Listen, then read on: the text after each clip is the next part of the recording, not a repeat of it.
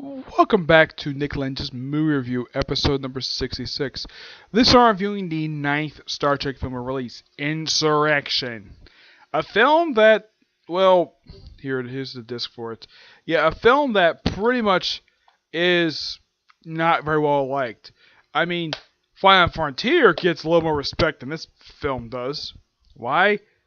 Because some of the characters are not hypocrites. Okay. This film was released in 1998. And what famous film was released in 1998? Let's see. Sci-fi film, Godzilla. Yep, freaking Godzilla was released this very year. Yep, in the year 1998. And this film is actually, believe it or not, the four next race films, actually the shortest. And out of the original 10, it's the shortest film. At like an hour and 42 minutes. It's not that very long. Now, the placement of this film is actually, believe it or not, during the series finale of Deep Space Nine, pretty much after the Battle of Cardassia. That's pretty much when this movie takes place, because they mentioned the negotiations, and probably just before Worf was named ambassador to the Kronos. A position he would hold for roughly about 3 years. Yeah, until he gave it up to give it to his son. Though in the film, they don't bother to mention that. Nope. It wasn't the following film anyways. Yeah, I will talk about what happened, like, between this film and that film in the next episode. Yeah. I mean, the film starts out with, well, something that they actually pulled from the TV show, where you have people in invisible suits, and they just wander about, doing a survey, and then for some reason, Data goes haywire. They don't explain the reason for this until later. And he basically beats up everybody, beats up all the survey team, takes a phaser out, basically gets rid of the camouflage around this bunker, and there's a lieutenant telling him to stand down. I'm thinking, Data is lieutenant commander. He's a higher rank than you. He has every right to ignore you. Yeah, she may be a full lieutenant, because I'm looking at her neck. She's a lieutenant. Data is lieutenant commander. Why in the world is, like, unless this woman is an admiral, there is no reason for this woman to tell Data to stand down. I mean, there's nothing, like, you only see this woman briefly, this one brief scene. You don't see her again. It's particularly very odd. You have a woman that basically looks like, I mean, from her pips, she looks like a lieutenant. And she's telling a lieutenant commander to stand down. That makes no sense at all. Basically, he has every right to override you. And of course, scene ends. And then later on, we see Admiral Sheridan, and we see the big belt buckle thing, which became a frequent thing you would see on Deep Space Nine for admirals. Yes, for some reason they decided to give the belt buckle thing so like all the officers, like they did for Next Generation for the original series, to give it all the admirals. Yep. So yeah, they own the admirals, and yeah, this admiral only appears for this one film, and there's a good reason for that. I'll explain in a minute. But this actor, I would say this actor, like, one other thing aside from this. Remember, I think he was seen in roughly like 2 other things aside from this. Like, he popped up for a few episodes on Enterprise, and he popped up for an episode of Stargate G1. Probably one of the most well-written episodes of the entire series. One where they take the Prometheus on his first official, like, shakedown cruise after it was basically sort of forced to space prematurely. Yeah. Of course, we also see this. Now the people on this planet they're surveying are called the Baku, and man, these people are a bunch of hypocrites. Yeah, it's explained later that they hate all technology. Really? Then what do you call that water thing over there? That's tech. Though it's early industrial tech. I mean, they don't specifically explain what technology they hate. Do they hate, at this point, the modern technology? Do they all had technology? They don't specifically say. Oh yeah, and they also, oh yeah, Mopigo will become one of them. How? That doesn't make any sense at all. Yeah, the Baku are never properly explained in this film at all.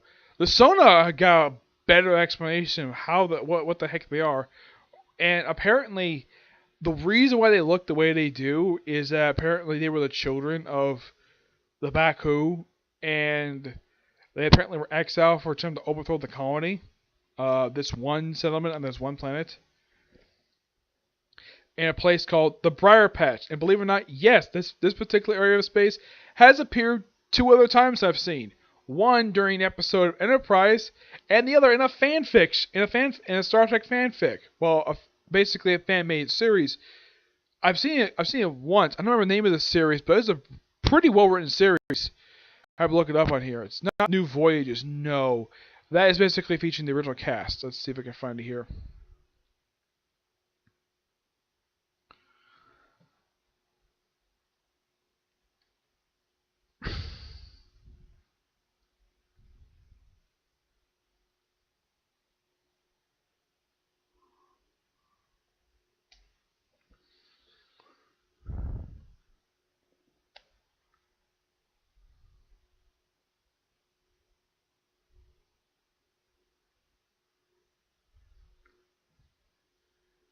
It's I think it's this one.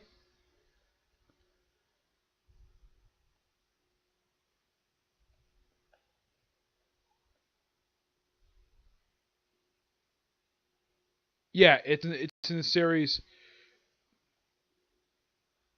The name of the series is yeah, it's called Hidden Frontier. It's a fan made series, but this is the only thing it deals with the Briar Patch. Though in that series they actually get rid of the Briar Patch because some alien device that basically gets rid of it. Yeah. As for what the heck the Briar Patch is, you see in this film, you see it frequently, but it's never properly explained. That's one of the many things about this film they don't properly explain. Of course, you later on see Data on board the Sona ship, this one and only ship that you see the Sona, and they are fired at by Data, who's got like a scar across his neck. Yeah, they don't explain this for a good while. And eventually, like, after this, it's like, okay, they gotta contact the Enterprise to get whatever. And we can see the Enterprise, and we actually see in this movie engineering the way it properly looks. And of course, there's a funny line involving engineering later on in the film. And they're basically, yeah, first thing you see on board the ship, like once you get inside, you see Beverly Crusher adjusting Captain Picard's collar. And of course, him reciting a particular greeting. He's like, Eugene Jafar. He's like, and the joke, and of course, Dr. Crusher's like, either you new collar or new neck. Eugene Jafar. I've had the same collar size since the academy. And of course, it's just so funny. And then eventually you see inside the turbo lift. First time we see the inside of this thing at all of all these films. And apparently behind them, they have a map of the Enterprise. Not a bad idea. Just simply point where you want to go, and bam. Though, of course, and here's kind of the thing. Apparently, Atlantis will rip off this design with Atlantis itself, with their elevators. You know, having like a map of Atlantis in the back of the thing, and then pressing a button, and bam. Yeah, they pretty much ripped off this design for Atlantis years later. Yeah. No jumping around it. Atlantis pretty much ripped off this design for their elevators. Exodus switched off the Enterprise for Atlantis itself. And they come across the aliens, and they say, Eugene, he says the greeting to the alien, says, I'll be a little advanced later. I look forward to it. Of course, comes a Bolian, and we don't know who this Bolian is at all. He shows up this one scene, like, talk about something with Picard, he's like, I gotta go, take off something. And it's basically a message from Admiral Dougherty. Of course, eventually he ends up beginning the film that he's going to rogue. Of course, he decides to bring the Enterprise there, and Worf is there for some reason. Yeah, they don't explain why he's here. Just Worf is here. It's like, okay. And of course, there's a joke about him, basically about Deep Space Nine a little bit there. It's like he's like running late, like Mr. Worf. I don't know how it is in Deep Space Nine, but here on the Enterprise, we still report for duty on time. And of course, bang his head. He's like, sorry, sir. Right away. I'll be there right away. And he says, we'll skip the court-martial this time. I thought that was an absolutely funny scene. Yeah, Worf just basically forgot to set his alarm. And, yeah. It's unknown in this film if he's saying the crew full time because he's just here for this one film and then he's back to Deep Space Nine with no explanation. Even the episode itself doesn't bother to explain Worf's absence of the episode. Oh, in case you're wondering, do the Sona ever appear on any of the TV shows? Yes, they get referenced in one line of dialogue during the last 10 episodes during the final season of Deep Space Nine. That's the only time you hear them ever mention the show, because the Sona are movie original aliens. They never appear in the show. Not even the Baku appear in the show. Heck, the Briar Patch makes an appearance, but not the Baku. Nope, God forbid the Baku actually show up in the series. Probably because the people who made the series were embarrassed by this film. And of course, they get to the Briar Patch. It takes a while to get through it. And the reason why they call it Briar Patch, reference from Alice in Wonderland. At least the name itself makes sense, and I love the explanation of how they got the name. But that's what the heck the Briar Patch is. From look, it looks like some kind of big gaseous area of space. But it's never probably explained what the origin of this thing is. It's like the filmmakers just didn't bother to deal with this. Oh, I forgot to mention, Frankie's is back in directorship for this film, and this is the second to last film he ever did. The next film he will not do for 4 years until he did the film Clockstoppers, where he made a cameo in the film. They get there, and of course, Captain Picard's like, because Data's like close to the crew. It's like if we fail on first attempt, we'll terminate Data ourselves. And of course, Worf and Picard just take a shuttlecraft down to the surface, and they capture Data pretty easily. They also do some singing as well, which I thought was quite hilarious. Now, one thing I've got to agree with, one thing I gotta say with this film, the humor is actually really good in this film. I don't mind the lighthearted stuff they did in this film, which is fine. It's the Baku stuff is crap.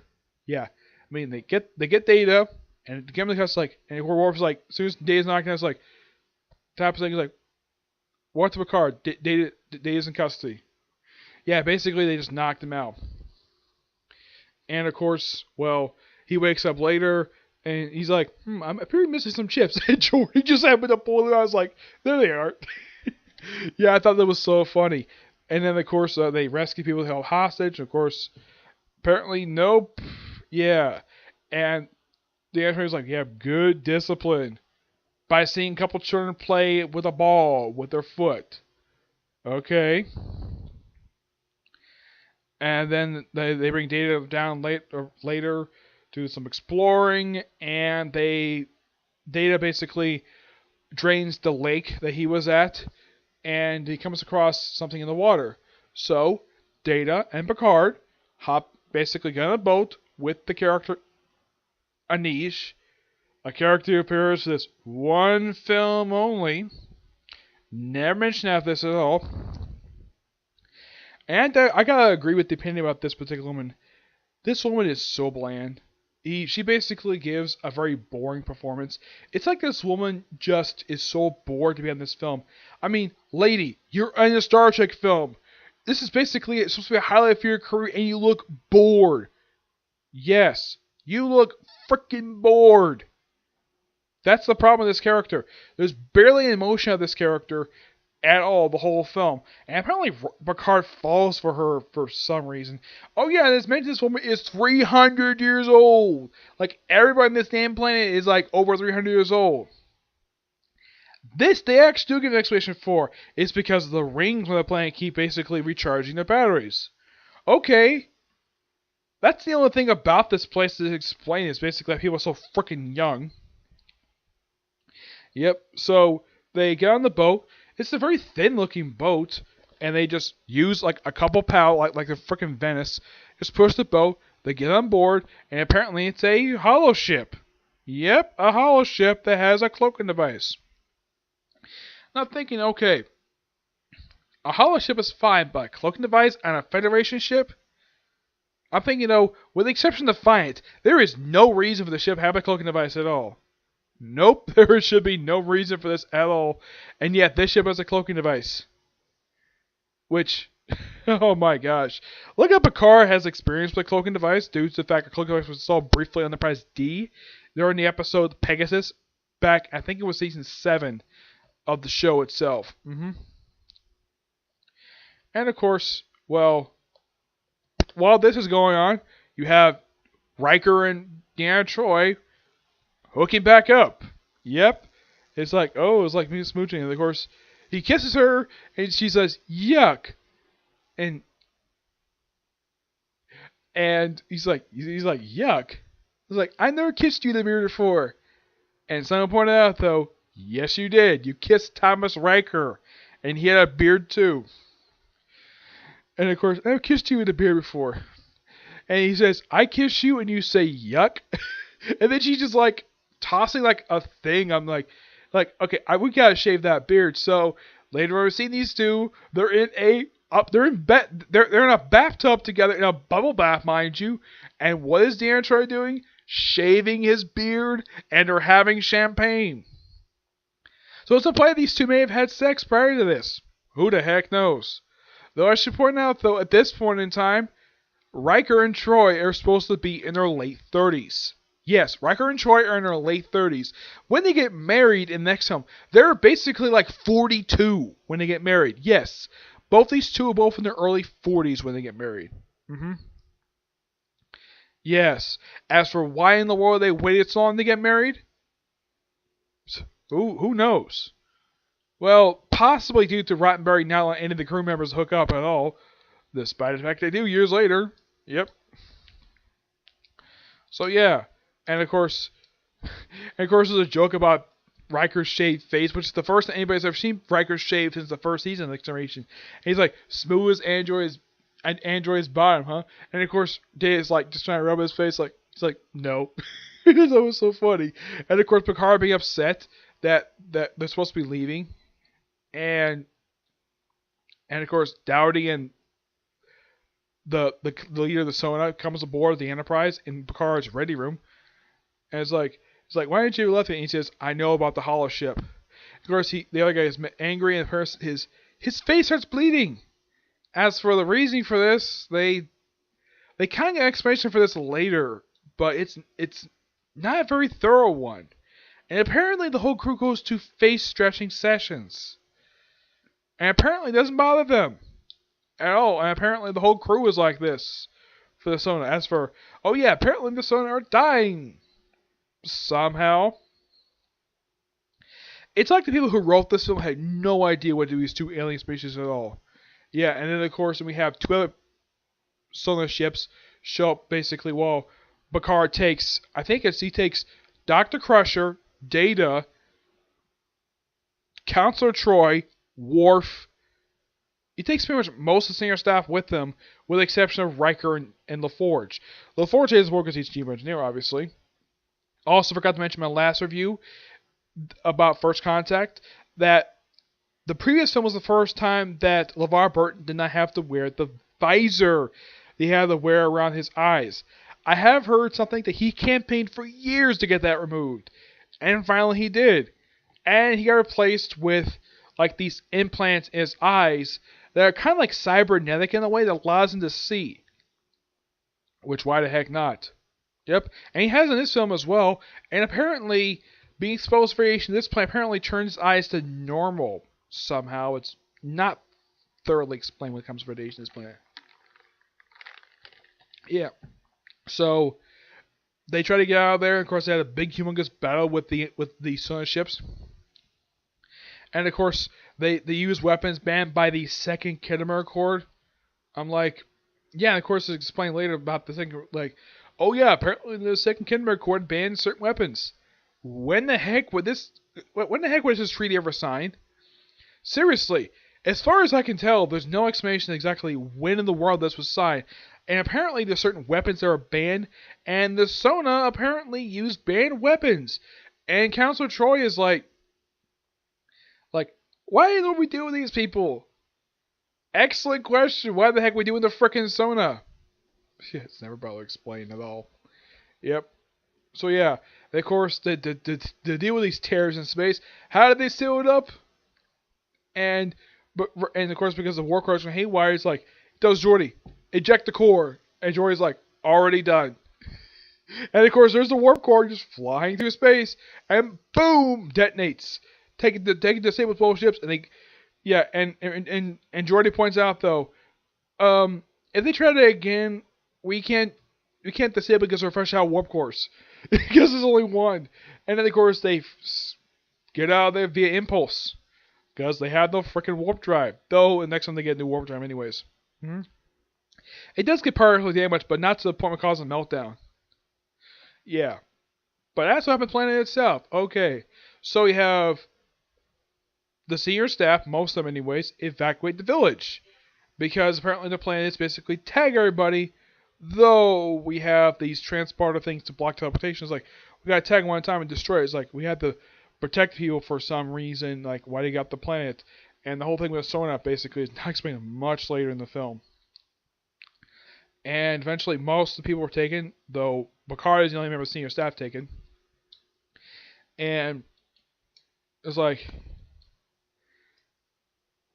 And of course he mentions about the whole thing about Federation being brought into a blood feud. Yeah. And eventually he explains everything, what the heck is what heck is really going on between these two people. And of course Admiral Dougherty is like, yeah, mission's over. And the leader was like, nope, it's not over. So what does he do? Gets into a big brawl with him. This is, of course, is a man who looks like he's probably in his 60s. Beats the crap out of him, throws through cabinets, and then strap him in a face dressing chair, and then stretches place to the point where it kills him. And that's the last scene of the guy. And of course he explains later to the crew, he's like, Admiral Dougherty, like he's like adjusting his uniform. It's like Admiral Dougherty will not be joining us for dinner. Like, and of course he's got the best seat in the house. Basically his chair is a couch. Yeah, I have no idea why. It's so freaking hilarious. And of course, then on he gets in battle with the Enterprise, and at one point, like they take on the shields, and of course they have Worf, Data, and Picard, and they beam over to the ship with the exception of one. Well, they have one guy who I think is supposed to be the guy's first officer, who turns against them, and he of course takes Picard to a separate cell, and of course convinces them about the whole thing, seeing them again, stuff like that. And convinces turning against like crews, like go get some like. Eventually, it's like, can you give me to a communication? I'd like to contact Mr. Worf. And of course, Worf and Data just happily beam on board at the same time that most of the bridge, well, basically the bridge crew just beam off to the holo ship. And apparently all the transporters on the ship are basically disabled. And they're all stranded there. And then Worf just basically, we see the collector thing. And man... oh my gosh, the CGI for this thing is horrible. Yeah, this is the first time to use CGI. And man, the CGI in this film is horrible. Look up by Nemesis, it gets a lot better than CGI. Like, oh my gosh, seeing these solar sails pop out. Yeah, it's like, oh my gosh, this is horrible. Look up, here's the thing about late 90s CGI. If you see it in films in late 90s, it looks atrociously bad. Like, oh my gosh. It's like they were experimenting with this. And eventually, after Picard gets to his ship, he's like, Mr. Worf, destroy that thing. Of course, he's like, yes, sir. And of course, he gets blocked out. He's like, and of course, beam's over there. And of course, the leader of the sonar's over there. Of course, Picard destroys the place. And of course, Riker contacts like, need help? It's like, I can use a lift. And of course, beam's like, Rev's like, of course, he doesn't do a little bit. Bye. See you later. And of course, Leo Sona dies with the explosion. And eventually, apparently, being on the plane, this particular first officer who betrayed the ship, he reunites with his mother. I believe this is his mother. And apparently starts a healing process. Apparently reverses what happened to his face. Somehow. And of course, they all leave. And of course, he mentioned the niece that he's got 180 days of shore coming up. He's like, I plan on using them. Planning when I come back. And that's the movie ends. Now, before I basically close this video, let's get my final thoughts on this film. The film has got good sets. The space battles are fantastic. I love them. The humor is actually really good. The acting is really good about this particular film. The writing for most of the characters is actually really good. And let's see, any other positive with this film? It's short. And Frankie does a fantastic job directing this film. But man, oh man, the Baku and Sona, probably by far the worst aliens I have ever seen in Star Trek. And that's not due to how they look. No, it's how they're depicted. We have the Sona as basically these big barbaric warriors who are bitter against the Baku for exiling them. Yeah, the entire freaking species who are all Baku. The Baku, a group of hypocrites who have no idea what the heck they're talking about. It's like, oh yeah, we hate all technology, even though they're using freaking technology on the planet. And yes, I have heard of the episode of Star Trek Deep Space Nine. That's compared to be their episode version of Insurrection, where it's really, really bad. Yes. Oh yeah, and how Picard gets onto the surface is quite ingenious. I forgot to mention that. He uses the captain's yacht, a particular ship that's only seen this one film. Yes, there's one film that's stacked with weapons, everything. And of course, they point out that it's like we don't use the particular transporters after this particular point in hell very early in the morning. Yeah, but man, this film was not very good. I mean, it's considered to be, in my honest opinion, the worst of Next Generation films. Luckily enough, Next Film was slightly better than this, story-wise. And at least the aliens are not written to be so hypocritical and stupid like the aliens in this film are. I mean, the only aliens that are not Federation aliens, that are not like the Baku and Sona, actually written competently, are the Enterprise crew. Yeah, they're written to be the most competent people in this whole film. Dougherty is an idiot the whole film. He's basically one of those stereotypical admirals who believes what he's doing until he reveals the truth. I think gets killed by the main villain of the film. Yep. But next film, now this I forgot to mention though before I close this film. I did not see this film in theaters. No, I actually skipped seeing this film because I was scared. Because luck I gets over my fear of seeing Star Trek films in theaters with the next one, which I did see in theaters. I will talk about my experience with that one next episode, okay? But to see your next review, which will be review the newest episode, Dragon Ball Super dubbed, okay? But to see you there, bye.